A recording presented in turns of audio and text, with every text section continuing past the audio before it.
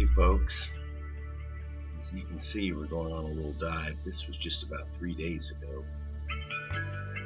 and I'm wearing a 1959 1960 Voit Rubber Company Phantom 50 blue can regulator, and I'm going to demonstrate to you the wonderful things that I see underwater. Now, if you can see in this picture here, yeah, it's pretty, and yes, you have some neat things to look at. Dappled rays coming in through the water. We're at about 20 feet here, heading to about 25 feet. And we're going to come up on this little reef here, and this is the inner reef zone. You've got even heavier reefs off to our right, but this is broken up by the bay and the tides. Now you're going to see what I see underwater. Look at those colors. All the reds get drowned out at depth. They get fracted and diffused. What you do is you put a red filter over your camera, and the colors leap out at you, because you're looking at a red spectrum. It allows the beautiful yellows and oranges and purples and blues and pinks and all the neat things in the reef system, and all the fish come out with beautiful metallic colors. This is what I see behind my mask. The cameras without a red lens don't pick it up. And you can see how the wave action is diffusing the red goes from sort of purplish to bluish. But that's just what happens with sunlight when it is diffused underwater. Now, that's my buddy Doc from Romania. He's a neurosurgeon over in Tabuk, and he loves diving too. Just give you a good idea of some of the neat things we've seen. This is just a rather small dive in these fragmentary reefs. Now, you'll see some die off, but you also see a whole bunch of new coral growth, so that's a good thing. Look at that yellow come in. I'm going to take it off. This is what it looks like without that red lens. Now, I see it as yellow and red and all that because my eyes are right up in close, but the camera can't do that. And you can see even my bright yellow U.S. diver's yellow shirt sort of pales out to sort of a greenish yellow. Beautiful water clarity that day. And purge out my 1969 Kinugawa mask. And if you'll see, I'm not wearing all this stuff. I'm not wearing a buoyancy compensator, which is a modern rig to help you equalize your buoyancy at various depths. I'm totally weighted just right.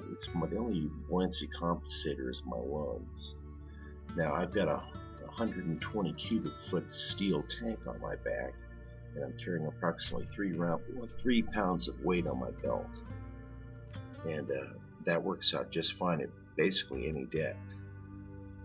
I do not have a backup octopus, and in this case I'm going very old school. I don't even have a submersible pressure gauge attached to the regulator. The fins I'm wearing, you're going to see those in a second, are from about 1956. And believe it or not, we're in about 27, I don't know, we're in about 30 feet of water here. We're coming up on this one reef that tends to have a lot of fry and small fish, and my favorite little strange little goldfish. Eventually I'm going to find out the actual scientific species name for them. But we're going to come up here and we're going to see what I see with my own eyes underwater. Hopefully here, let's see if I do it on this one. There's definitely a loss of propulsion. Now, the little fins I've got on are very short. They're about half the length. At that time when they came out, that was a standard fin. They look like kiddie pool fins now, but that's a full-size adult fins I'm wearing. We'll get a better picture of them here in a second, I think. The water temperature was about 79, 80 degrees Fahrenheit. Yeah, we're running about 33 feet here at this point. Visibility was about 40 meters. Not bad. Actually, correction, about 50 feet. 50 feet. Now, some of you project-aware people are probably going, "Oh my God, why is he wearing gloves?" Well, there are things there. I don't touch the coral, but I look for dead zones and old coral rock in order to anchor myself, because it's awful hard to do that in a vintage capacity, because you don't have that buoyancy compensation. Here we go. Here's what you're going to see, what I see normally underwater. Look at that, colors just jump out at you. And people wonder why I love scuba diving. This is that one reef bed where you've got a lot of small fry and bait fish. And of course, the thing that likes to eat them all the time is right there. And there's actually a couple of them there. You got to watch out for them. And that's our friendly neighborhood lionfish. It's a relatively small one. There's another one hiding out behind there. And they are ambush predators. Now look at that beautiful pinks and yellows. And you've got dappled khaki grays. And if you see the little bluefish with metallic blue, a regular camera, if you don't have a red lens, will not allow you to see this kind of color jump out at you.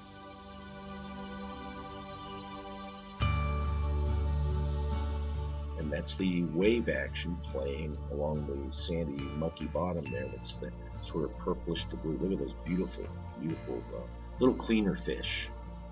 If you're very quiet and you take your regulator out of your mouth and open up your mouth, they'll come and clean your teeth for you. And here's a whole bunch of little fry of some species.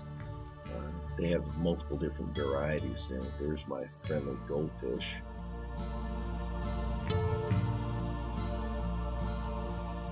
See how the color of my shirt just jumps out at you. See those fins? Yeah, not real big. They look like kiddie pool fins, stuff that you would buy at a five and dime nowadays. The only thing that's not vintage that I'm wearing, I actually have a dive computer on. But I also have my Russian amphibia watch, and I set the time when I first start diving.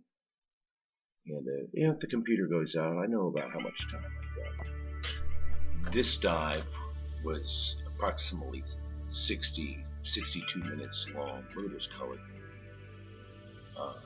This is just a small section of it. And if you look up those, look how blue the water is. Just absolute blue, blue, blue. Now, vintage diving is now a specialty under the Professional Association of Dive Instructors, PADI, and I'm one of probably less than 50 people in the world that actually have that specialty certification through the PADI organization. Without companies like Vintage Double Hose, wow, look at that blue. Without companies like Vintage Double Hose and the Scuba Museum, vintage double hose diving would probably not exist and would not be a PADI specialty. It's because of these two companies more than anybody else that we've been able to grab these old regulators, put new hoses on them, go ahead and put new high pressure seats, low pressure seats, all the bells and whistles back in them, and even with product improved materials. So it's very safe. But you still have to go through a basic open water course, and I would suggest an advanced open water course before you think about vintage diving. It's a much freer way to dive. I find you're not encumbered by bulky BCDs and other accoutrements. It's even without all that stuff, with those little fins I got on, I've actually got fairly good propulsion, although I definitely don't have as much propulsion as I would with modern fins. But the fins are what? Oh my God, 4 years older than I am. Just cruising, look how blue it is. I'm going to go ahead and show you what happens. There you go. See how it turns murky green, and you lose all your reds. And we're at about 42, 44 feet here. your reds pretty well fade out completely by then. They turn sort of dark maroon and then almost blue-black. I hope you enjoyed this. I just wanted to show you some of the neat stuff that I see underwater and the colors and wonderful things I see.